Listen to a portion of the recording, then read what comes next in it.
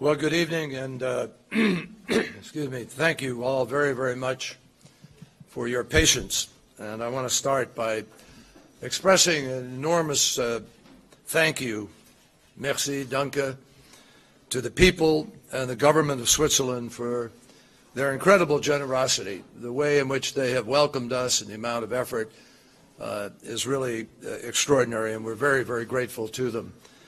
And throughout this entire process, certainly over the past week, the people of Switzerland have gone above and beyond in order to facilitate these negotiations, and I don't think that anybody could imagine a much more peaceful setting in order to pursue a peaceful path forward.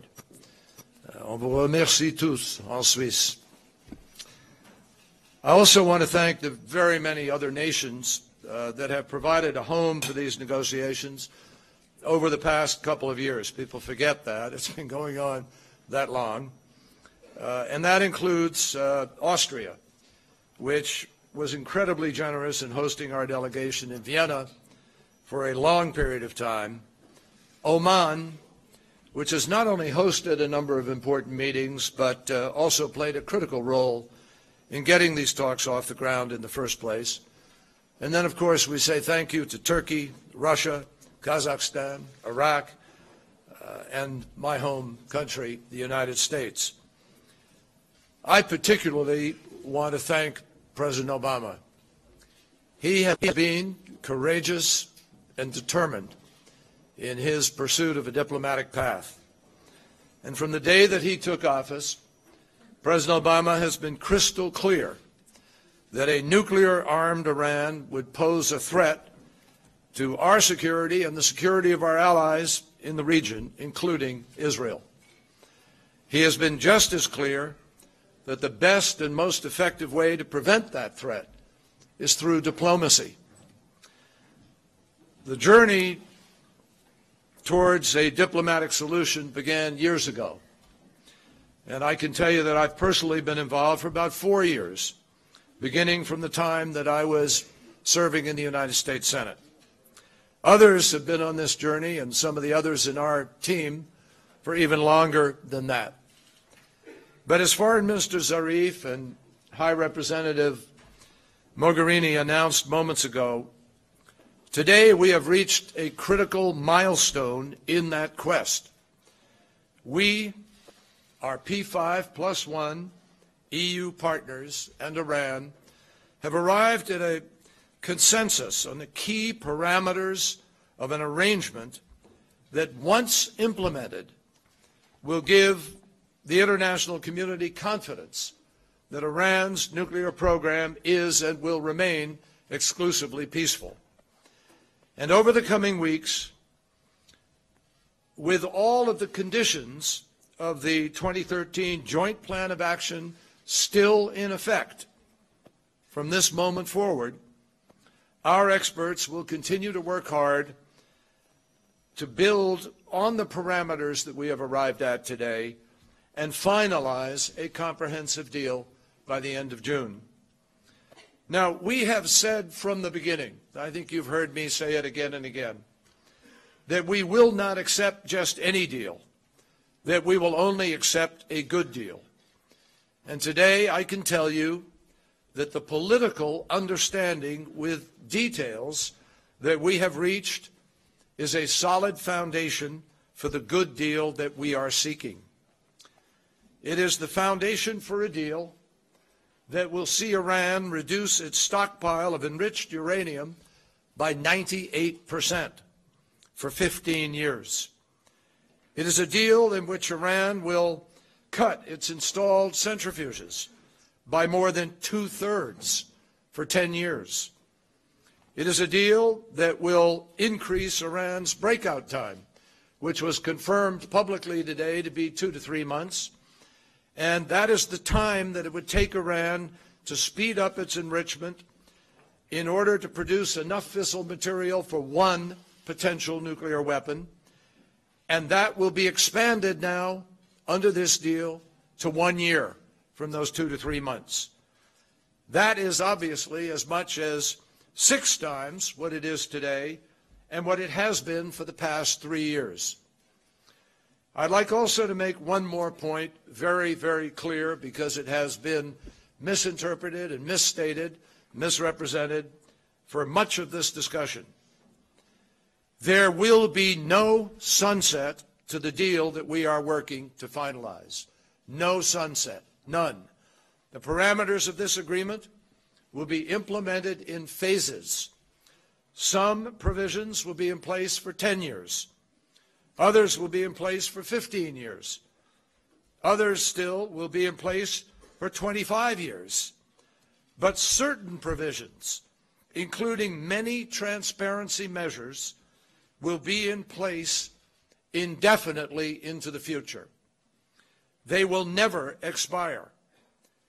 And the bottom line is that under this arrangement, the international community will have confidence that Iran's nuclear program is exclusively peaceful, providing, of course, that the provisions are adhered to.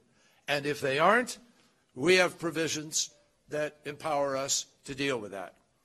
Ultimately, the parameters that we have agreed to will do exactly what we set out to do: make certain that all pathways to make enough fissile material for one nuclear weapon have been cut off, including the uranium pathway at Natanz and Fordow, and the plutonium pathway at Arak, and of course the covert pathway.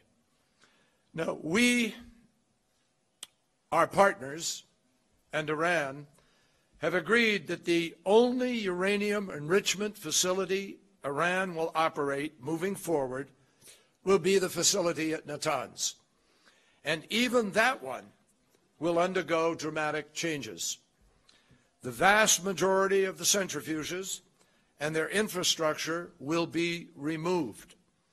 And for at least the next 15 years, the stockpile will remain at 300 kilograms, and any uranium that is enriched at Natanz will be capped at 3.67%, which is a typical level of enrichment for civilian nuclear power, but doesn't even begin to approach the enrichment level necessary for a weapon. We have agreed that the facility at Fordow will halt all uranium enrichment, period. All uranium enrichment, and in fact, there will not even be any fissile material present at the site, and no enrichment R&D. Instead, the facility will be converted into a nuclear physics and technology center. We have also agreed that Iran will redesign and rebuild its heavy water reactor at Arak so that it will no longer produce any weapons-grade plutonium. And the United States will be able to sign off, certify the reactor's final design, redesign.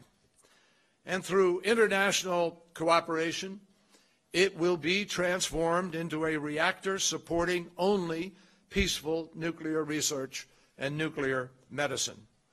And the calandria, as you heard earlier, will be taken out and destroyed.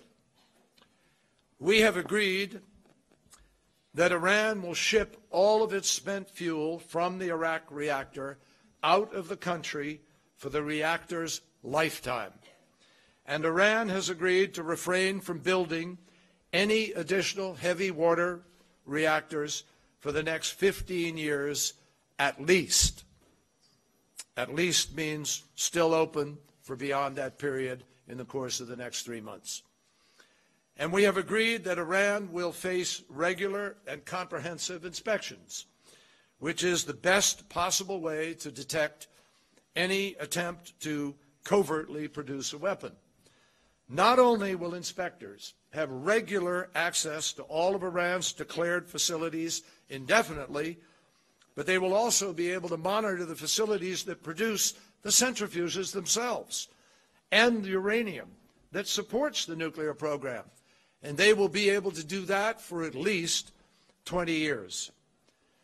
This critical step will help to guard against diversion of those materials to any clandestine location or plant. In addition, Iran has agreed to allow IAEA to investigate any suspicious site or any allegations of covert nuclear activities anywhere. So these are just a few of the key, and I mean a few, of the key measures that will make up an extraordinarily comprehensive monitoring and transparency regime when and if it is finally signed and completed over the course of the next months. Now, we have been very clear, both publicly and privately. A final agreement will not rely on promises. It will rely on proof. It is important to note that Iran, to date, has honored all of the commitments that it made under the joint plan of action that we agreed to in 2013. And I ask you to think about that against the backdrop of those who predicted that it would fail and not get the job done. And in return for Iraq's future cooperation, we and our international partners will provide relief in phases from the sanctions that have impacted Iran's economy. And if we find at any point that Iran is not complying with this agreement, the sanctions can snap back into place. So together, these parameters outline a reasonable standard that Iran can readily meet, and it is the standard that Iran has now agreed to meet. Throughout history, diplomacy has been necessary to prevent wars and to define international boundaries, to design institutions, and to develop global norms. Simply demanding that Iran capitulate makes a nice soundbite, but it's not a policy. It is not a realistic plan.